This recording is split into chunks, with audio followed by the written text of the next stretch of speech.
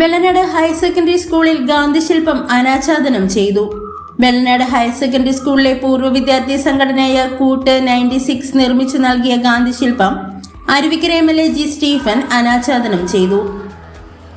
British ആധിപത്യത്തിൽ വർഷങ്ങളോളം കൊടിയ അടിമത്തം നേരിട്ട ഇന്ത്യൻ ജനതയ്ക്ക് സ്വാതന്ത്ര്യത്തിന്റെ ചിറക് നൽകാൻ ജീവിതം സമർപ്പിച്ച ധീരനാണ് ഗാന്ധിജിയെന്നും പുതുതലമുറ ഗാന്ധിജിയുടെ ജീവിതത്തെയും ത്യാഗപൂർണമായ പോരാട്ടങ്ങളെയും കുറിച്ച് പഠിക്കാൻ തയ്യാറാകണമെന്നും MLA പറഞ്ഞു.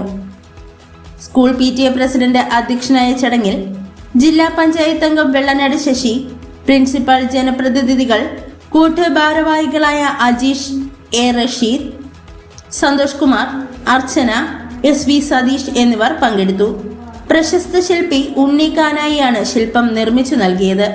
അദ്ദേഹം നിർമ്മിച്ച 46ാമത് ഗാന്ധി ശില്പമാണ് വെള്ളനാട് സ്കൂളിൽ സ്ഥാപിച്ചത്.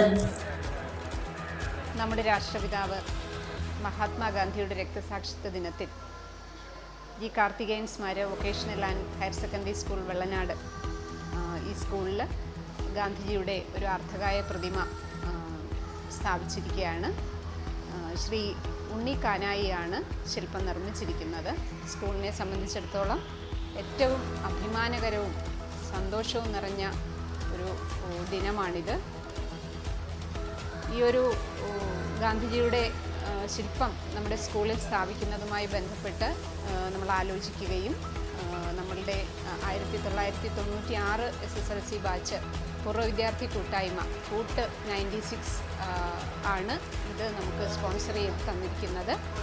ബഹുമാനപ്പെട്ട Aruvikkara MLA advocate G. Stephen അവറുകളാണ് ഈ പ്രതിമ അനാച്ഛാദനവും ചടങ്ങിൻ്റെ ഉദ്ഘാടനവും നിർവഹിച്ചത്.